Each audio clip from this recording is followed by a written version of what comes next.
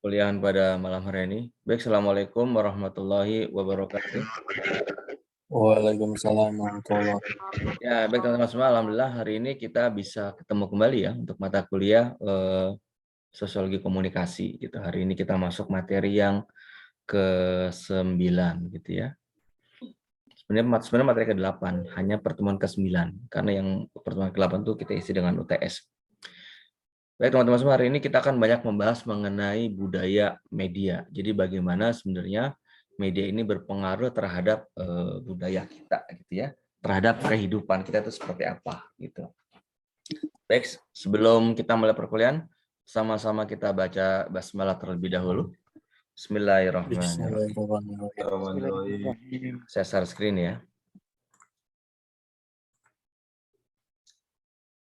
Baik teman-teman, ini adalah tentang konteks budaya media. Oke, sebelumnya saya mengingatkan aja untuk aktivitas perkuliahan, teman-teman jangan lupa di e-learning IBM mendownload materi perkuliahan, menanggapi forum. Waalaikumsalam warahmatullahi wabarakatuh, Pak. Izin Pak, saya nggak bisa on cam lagi di ini Lombok, mau ada sidang pleno BMPTMI. Terima kasih. Oke. Ya, oke, sip. Oke, teman-teman. Lupa tadi saya. Nggak, aktivitas perkuliahan jangan lupa teman-teman ya, di Learning IBM, mendownload materi perkuliahan, menanggapi forum, mengerjakan tugas, dan presensi gitu ya.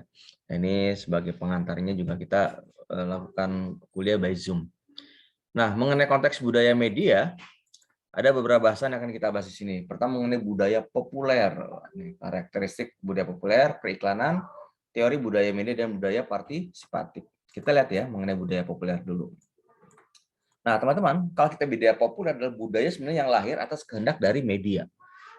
Kalau kita bicara media di sini adalah media massa ya, yang memang banyak menyebarkan hal-hal yang di luar sana gitu, yang memang banyak digemari. Kalau kita bicara populer kan berarti sesuatu yang memang menjadi tren, menjadi bagian dari hidup gitu ya, dianggap sesuatu yang punya manfaat lah segala macam gitu, tren kayak gitu ya, populer. Nah, budaya populer adalah sebuah kekuatan yang dinamis yang menghancurkan batasan kuno. Nah, ini menurut McDonald ya. Tradisi selera dan mengaburkan segala macam perbedaan. Jadi budaya populer ini dianggap tadi mengacaukan sebenarnya ya, istilah yang benarnya, tidak hanya menghancur. Mengacaukan budaya yang sudah menjadi tradisi di kita. Budaya-budaya barat dengan bantuan media massa misalkan. Kan kayak gitu. Jadi kita terkooptasi, kita terpengaruh gitu ya budaya kita dengan budaya-budaya luar. Nah, sebenarnya kalau kita bicara konteks budaya populer ini berada di sekeliling kita, ya.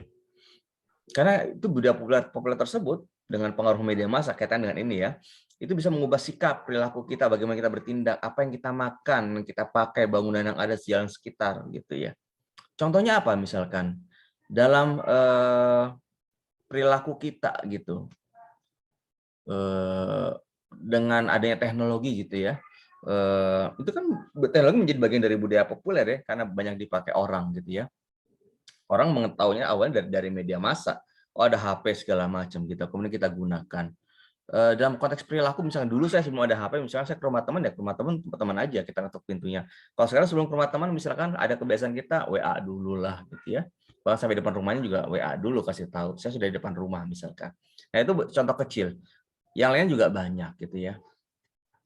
Itu dalam cara yang sikapnya komunikasi ya. Nah ini sebenarnya kalau kita bicara budaya populer ini menurut Dominic Srinarti itu mulai dari 1920-an 30-an gitu ya. Nah budaya populer ini juga sering dikenal dengan budaya pop gitu ya.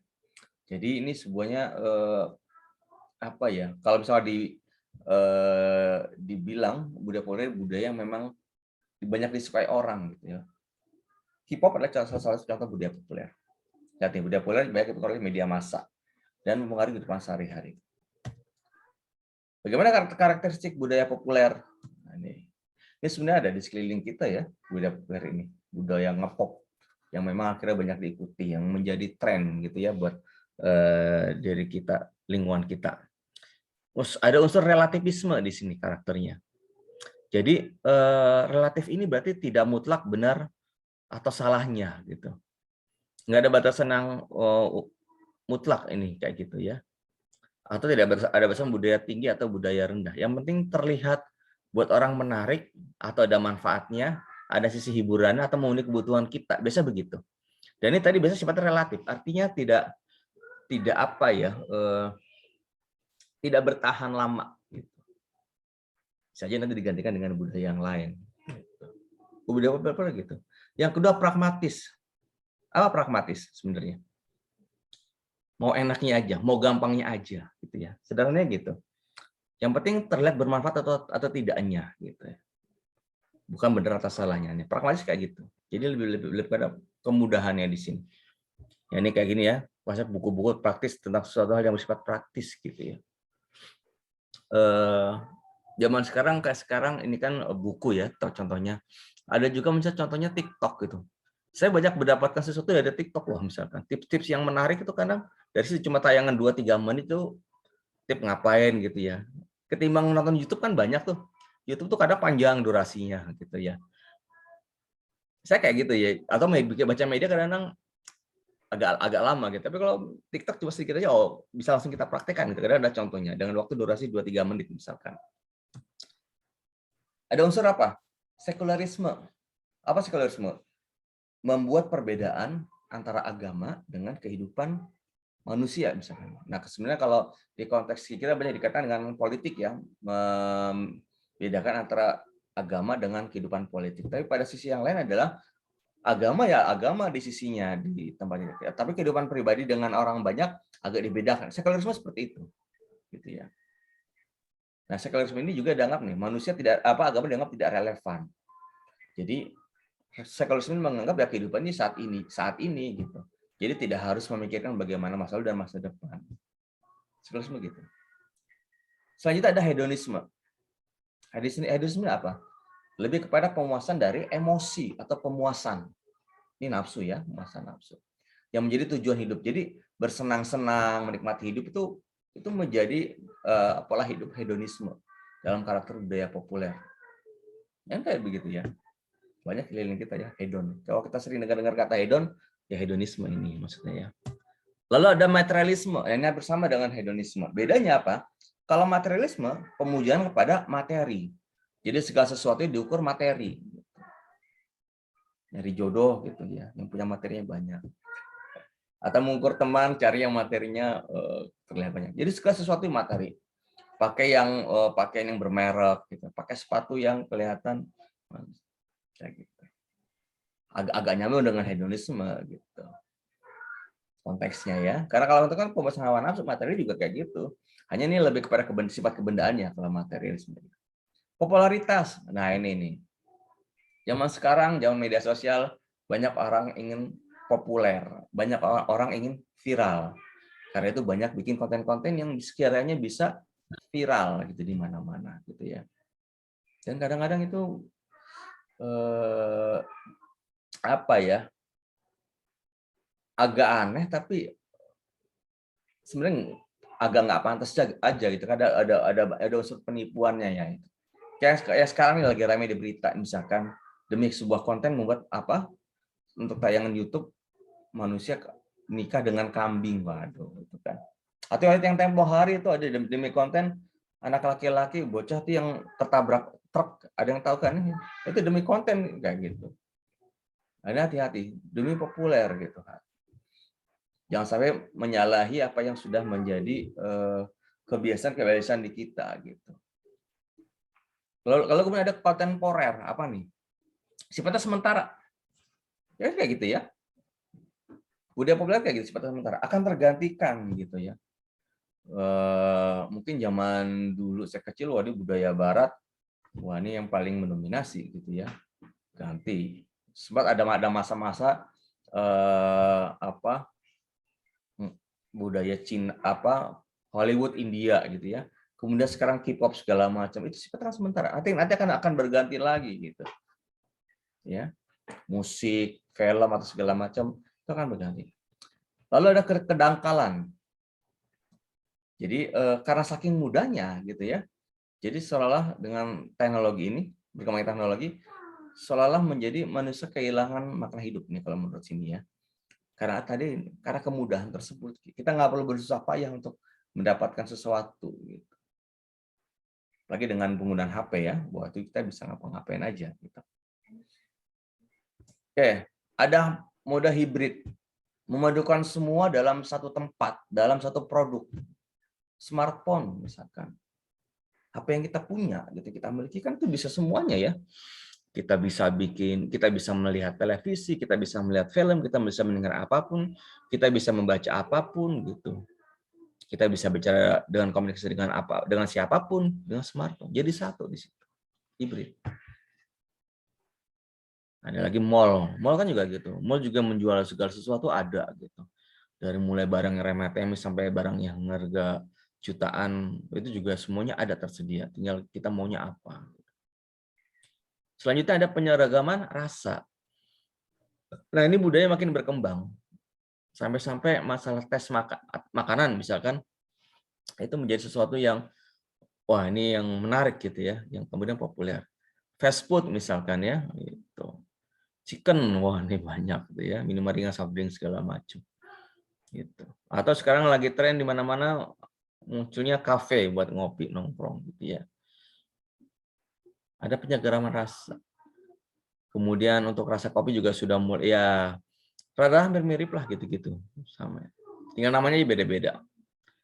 Kemudian apalagi yang menjadi karakteristik budaya populer? Segala sesuatu dibuat berbau hiburan. Muncullah kemudian edutainment. Dari mana edutainment? Edukasi infotainment gitu. Jadi belajar sesuatu tentang kemudian dipadukan dengan dunia hiburan, edutainment. Infotainment memadukan antara informasi, berita dengan entertainment, jadi infotainment gitu. Sportainment memadukan antara olahraga dengan entertainment. Bahkan ada lagi apa? Dakwahtainment, memadukan antara unsur dakwah dengan hiburan gitu ya. Dulu kalau istilah Omay Rama tuh nada dan dakwah gitu ya. Sekarang ada dakwahtainment, terus berkembang gitu. Kemudian lagi budaya konsumerisme. Jadi lihat nih, ini hampir sama kayak hedonisme, konsumerisme. Jadi orang selalu merasa tidak puas atau merasa kurang. Jadi membeli sesuatu berdasarkan keinginan, bukan karena kebutuhan. Nah ini hati-hati kita nih, teman-teman ya, ini suka belanja online nih. Gara-gara teriming-imingi diskon, teriming-imingi apa nih? Sekarang nih 6 bulan 6 atau apalah gitu ya. Atau cashback segala macam. Kita beli uang yang murah nih gitu. Terkadang kita beli sebenarnya bukan karena kebutuhan, karena tadi ada diskon atau segala macam. Sampai di rumah kadang tuh barang tuh nggak kita pakai. Kadang begitu. Ya. Itu adalah budaya konsumerisme. Lalu ada budaya instan. Segala sesuatu yang bersifat instan, mudah gitu ya. Ya ini memang sudah zamannya ya, orang mau serba mudah. Ada mie instan, kopi instan. Tinggal nyeduh aja udah jadi mie, tinggal jadi atau jadi kopi gitu ya. Kopi nggak harus numbuk dulu gitu. Ada lagi budaya masak. Nah ini itu melebur karena pengaruh budaya populer, individu melebur ke dalam masa. Kita menjadi bagian dari sesuatu. Kita menjadi bagian dari apa? K-popper apa istilahnya ya. Bagian dari orang-orang yang suka K-pop gitu ya. Atau apalah gitu. Bagian dari masa. Kemudian budaya visual. Era saat ini orang lebih suka dengan melihat sesuatu yang berbau gambar. Orang sudah menjadi malas membaca. Zaman awal-awal saya dulu jadi wartawan gitu ya. Itu kalau saya membuat tulisan di media cetak gitu ya. Itu setelah 70% tulisan, 30% foto. Ya, sekarang kebalikannya. Tulisan mungkin sekitar 40% atau 50%. 60% atau 50% itu adalah gambar. Bahkan mana di beberapa ini hanya bergambar aja, gambar bercerita. Atau video sekarang yang banyak. Ini kayak gitu. Tinggal kasih narasi sedikit. Yang penting orang mengerti. Lalu muncul budaya icon. Ini sering kita pakai ya. Kalau kita di WA itu kan, WhatsApp gitu ya. Ada icon-icon apa, melambangkan apa. Kan kayak begitu. Jadi orang mengeluarkan perasaan tinggal pakai emot aja, emoji aja ya, icon aja. Orang menangis gitu, tertawa gitu. Ya, kayak begitu. Budaya gaya. Jadi lebih mementingkan gaya ketimbang substansinya. Nah, kan gitu kita. Yang penting terlihat keren gitu. Yang penting gaya. Ya sudah mulai begitu. Kemudian ada hiperrealitas. Nah, ini sesuatu yang sifatnya semu. Jadi kadang-kadang kita tidak bisa membedakan antara mana yang nyata dan mana yang tidak gitu. Terkadang yang tidak nyata, yang maya itu terkadang menggantikan realitas aslinya seperti apa gitu. Contohnya apa misalkan? Terkadang apa ya? Ini banyak orang ya. Kita kadang-kadang kalau melihat di media sosial misalkan, oh ini orang ini kelihatan cantik, kelihatan nggak atau ganteng gitu. Padahal itu dengan aplikasi ya. Nah kita sudah membayangkannya seperti itu gitu. Begitu ngeliat aslinya ya gitu deh. Gitu. Nah kadang-kadang kayak gitu, menggantikan realitas aslinya. Atau mungkin orang sudah mulai zaman yang apa tuh, yang pakai itu tuh, metaverse sudah membuat kayak begitu ya. Mengetik secara ini tanpa harus ada aplikasinya, apa laptopnya kayak gitu. Sudah mulai kayak begitu. Dan memang ada hasilnya. Teman-teman kalau pahami metaverse itu kita sudah punya tanah sendiri, rumah sendiri walaupun dalam maya gitu. Dan itu ada harga-harganya. Hilangnya batasan-batasan yang antara seni dan hiburan, budaya tinggi budaya, moral dan tidak bermoralnya. Kan begitu ya. Karena tadi kalau budaya itu dari mana-mana gitu. Tinggal di mana yang disukai aja gitu. Baru. Makanya tadi sudah mulai hilangnya ada batasan-batasan seperti itu. Oke, kita bicara tentang konteks periklanan. Nah, kalau kita bicara iklan kan sesuatu yang untuk dikenalkan kepada masyarakat gitu ya. Kemudian nanti masyarakat tertarik untuk melihat seperti itu. Gitu. Nah, ini periklanan adalah komunikasi non personal. Jadi non personal apa? Berarti buat umum, publik, gitu. Bukan untuk pribadi. Nah, itu bisa dibuat melalui berbagai macam media, gitu ya. Nah, ini biasa lewat media massa, gitu. Orang kan iklan banyak di situ lewat media massa. Kalau saya bicara konteks media massa, berarti kita bicara konteks televisi, radio, media cetak, media online, gitu ya. Kalau media sosial bukan media massa ya, beda. Media online masuk, media sosial masuk ke new media, beda itunya di dalamnya. Walaupun sama-sama untuk berhubungan dengan massa ya, tapi beda konteks media sosial. Nah, kehadiran media massa ini belakangan sudah mulai diganti dengan media sosial. Kenapa? Karena media sosial itu jelas.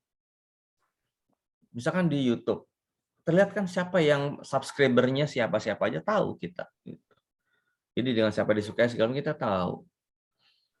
Nah, itu yang kemudian para pengiklan lebih senang sekarang belakangan ya, saya perhatikan banyak ke media sosial. Iklan sudah terbagi mulai banyak ke media sosial. Apalagi yang sudah mulai mengendorse gitu, yang sudah punya follower banyak atau subscribernya banyak gitu. Wah, ini menjadi salah satu peluang gitu untuk mengenalkan gitu. Ketimbang misalkan media gitu. Contohnya begini. Net TV lah katakanlah. Net TV itu kalau ditonton per hari cuma 1 juta orang, 1 juta mata. Bayangkan misalkan ketika YouTube-nya Raffi Ahmad dengan 7 juta subscriber yang menonton satu tayangannya dia. Pihak pengiklan akan pilih mana? Pasti akan pilihnya tayangannya Raffi Ahmad misalkan. Karena dia akan tahu subscriber siapa aja tuh, bisa dilihat. Tapi kalau di televisi kan dia nggak tahu siapa-siapa aja. Contoh gitu ya. Makanya sekarang memang pengiklan sudah menjadikan media sosial menjadi salah satu untuk sarana beriklan yang cukup efektif gitu ya.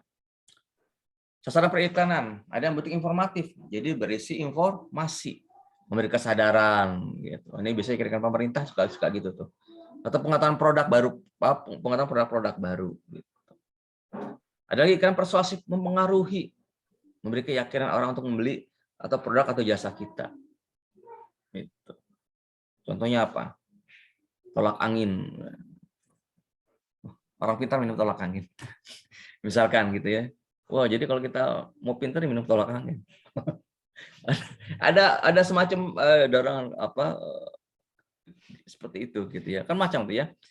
Tagline iklan. Ada iklan pengingat, merangsang pembelian produk dan jasa kembali gitu. Misalkan apa? Iklan pengingat kayak Indomie lah gitu. Sebenarnya Indomie nggak usah beriklan pun dia tetap aja laku banyak. Tapi kenapa tetap iklannya ada? Dia teringat di sini. Indomie seleraku kan gitu ya. Teringat di sini. Iklan menguatkan, meyakini pembeli sekarang bahwa mereka telah melakukan pilihan yang tepat. Ini biasanya produk-produk apa nih? Rokok nih. Dengan iklan-iklan yang melambangkan kenyataan laki-laki kan kayak gitu. Karena memang iklan rokok kan nggak boleh ada gambar atau video yang orang sedang merokok, nggak boleh, makanya dia bentuk iklannya berbeda gitu ya. Dan itu cukup banyak inspiratif saya lihat gitu ya. Dan itu menguatkan itu. Selanjutnya yang keempat kita bicara tentang teori budaya media. Nah ini saya ambil dari bukunya McQuail ya tahun 2005. Ada 8 tema. Question of quality yang pertama. Bagaimana media ketika ada sebuah media kemudian mau kita ambil di dalam sebuah masyarakat misalkan, pertanyaan pertama kan pasti yang kita lakukan adalah apakah kemudian budaya baru ini bermanfaat atau lebih bagus ketimbang budaya yang kita sudah ada. Kalau memang dirasa budayanya yang muncul yang baru itu tidak ada manfaatnya atau tidak lebih bagus ketimbang budaya yang ada, biasanya tidak akan dipakai atau digunakan. Gitu. Nah ini contohnya saya minum kopi di kafe. Gitu. Ya sebenarnya kalau dulu kan minum kopi di warkop atau cuma orang laki-laki, sekarang sudah menjadi ini budaya gitu. Ya nggak apa-apa kalau dianggap itu sebagai menjadi sesuatu yang lebih bagus daripada yang sudah ada. Ya kan daripada di warkop sekarang tuh kafe-kafe kan. Gitu. Yang kedua kita bicara tentang komunikasi teknologi efek. Wah, jadi teknologi itu sebenarnya memang teknologi tidak berlangsung terhadap budaya ya, tapi pengaruhnya diperantari oleh media massa. Itu dengan penggunaan teknologi. Jadi bias pengalaman indrawi, bentuk, konten, penggunaan, hubungan itu berkaitan dengan teknologi. Yang selanjutnya communication of culture apa nih? Ada nilai tukar di situ, nilai guna di situ. Ya, ini biasanya periklannya dikaitkan dengan momen-momen tertentu di situ. Hari-hari Idul Fitri gitu. Wah, kita kalau ngeliat di TV sudah ada iklan marjan, wah berarti udah mau dekat Lebaran nih, udah mau dekat puasa. Kan gitu misalkan. Iklan marjan biasanya iklannya itu menjelang Idul Fitri atau puasa gitu. Semua kemudian pakai ada iklan sarung, iklan segala macam. Kan kayak gitu. Ada momen-momen tertentu iklan di situ. Atribut Idul Fitri. Globalisasi. Nah ini. Jadi ya globalisasi membuat kita kan ini ya ini iklan kaitannya dengan produk-produk yang orang kita bisa menonton kan secara televisi di seluruh dunia gitu kan, iklan parabola, iklan apa, globalisasi kaitannya gitu. Kemudian yang kelima, policy for cultural diversity apa nih? Dengan adanya budaya, kita mudah melihat budaya mana-mana ya, menangkap itu kita menjadi sudah tidak ada batasan gitu ya. Bahkan menjadi budaya sendiri menjadi memudar. Kenapa? Karena kita terbiasa dengan budaya-budaya yang terbiasa kita konsumsi di media-media yang kita lihat tiap hari ya. Gitu. Yang keenam ada cultural identity. Apa nih?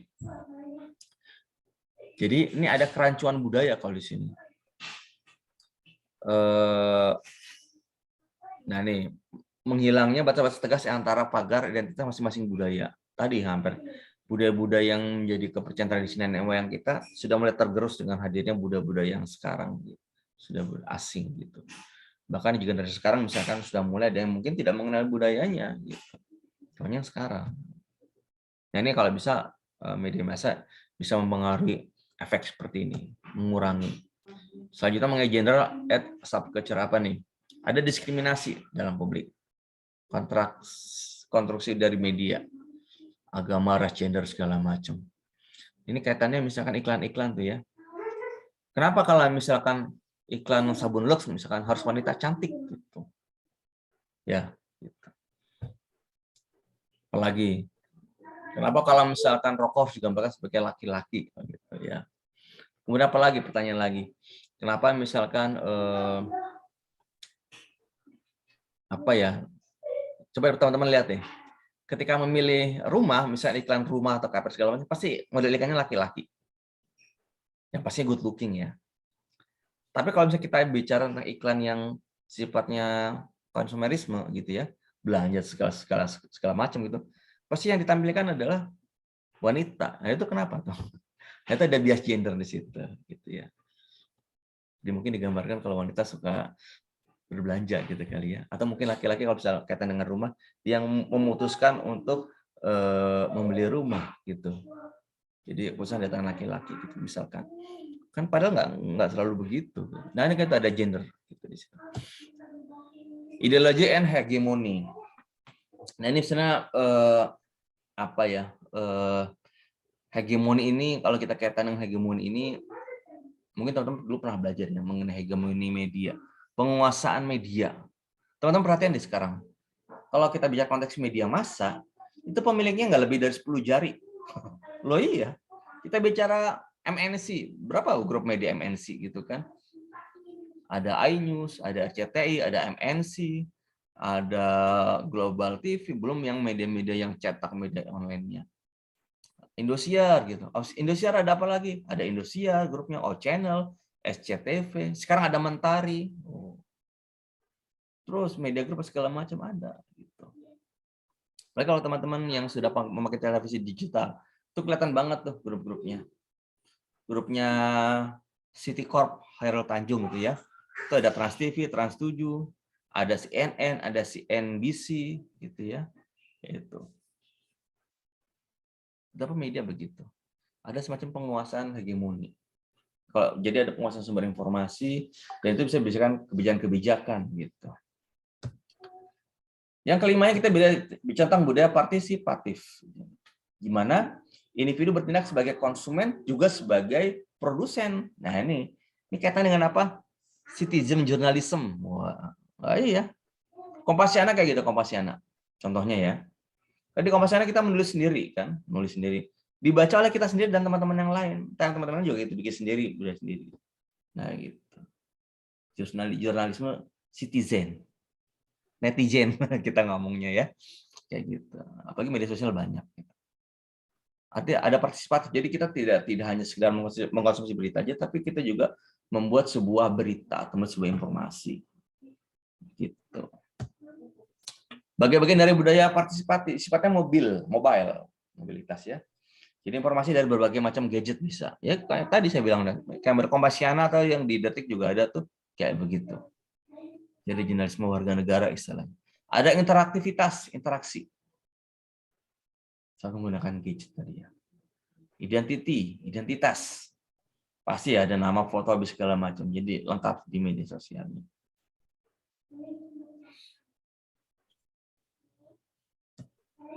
Nah, penjawab budaya partisipasi apa nih? Ada rasa ingin tahu terhadap semua terjadi, bentuknya bisa aktif dan pasif gitu ya. Tapi ini saya rasa memang ada nilai plusnya juga ya. Kalau kita bicara media massa kan, pasti kita akan terpengaruh oleh si pemilik modal ya. Oh jangan nayangin ini nggak baik. Tapi dengan adanya budaya partisipatif tadi dalam pembuatan media gitu ya, orang bisa membuat berita lewat kanal YouTube-nya, lewat TikTok-nya, lewat Twitter-nya misalkan kayak gitu. Ini ada semacam balancing, pembanding gitu. Gitu. Kemarin misalkan berita Formula E yang di DKI gitu. Itu kalau media-media massa nasional nggak, tapi nggak terlalu gitu. Banyak dipengaruhi oleh media-media sosial misalkan. Padahal di luar negeri pemberitaannya banyak misalkan. Dan banyak. Atau kemarin demo-demo mahasiswa gitu. Itu yang banyak ramai justru di media sosial ya. Media massa mah nggak terlalu ya. Dampak positifnya tadi menimbulkan karakter yang bagus, apalagi pemikiran yang lebih baik. Jadi orang ada referensi tentang informasi yang dia konsumsi. Tidak hanya bersandar pada media massa, tapi ada juga tadi media dari media sosial, media dari tadi netizen tadi gitu ya. Dampak negatifnya apa? Ya ini, kalau yang kurang informasi apa? Menerima informasi bulat-bulat tanpa memperhatikan sumber informasinya. Ya ini hati-hati nih. Mungkin kalau kita yang terbiasa membaca media sosial, mungkin kita nggak langsung percaya gitu ya. Tapi masalahnya kalau bapak kita baca berita, ibu kita baca berita yang usianya mungkin akan langsung percaya terhadap semua informasi yang dia dapat gitu kan. Kalau kita kan bisa cari referensi lain gitu. Tapi kalau mereka kadang-kadang gitu terpengaruh. Nah ini hati-hati gitu ya. Dampak negatif adalah gitu. Jadi menelan informasi secara bulat-bulat. Gitu. Wah udah ya. Kayaknya sudah habis tuh slide saya. Oke teman-teman, sebelum saya lanjut dengan pertanyaan, saya minta teman-teman yang bisa membuka cam-nya, videonya, silakan dibuka untuk kita ambil gambarnya. Loh, ini yang namanya Zoom Education siapa nih? Maaf Pak, belum ganti username. Oke, silakan teman-teman ditampilkan wajah ganteng dan cantiknya sambil screenshot-nya dulu ya. Oke, sudah semua? Ini baru 3, 4 orang, 5. Oke, ada yang tampilkan lagi? Sambil screenshot-nya ya. Oke, Dava udah. Yang lain? Wah, ini siapa lagi nih? Tania belum. Oke, sambil ya. 1, 2. 1, 2, 3.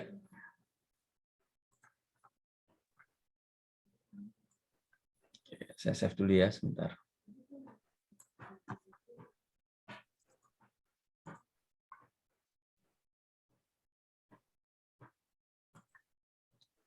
Saya ambil sekali lagi ya. Oke. 1, 2, 3.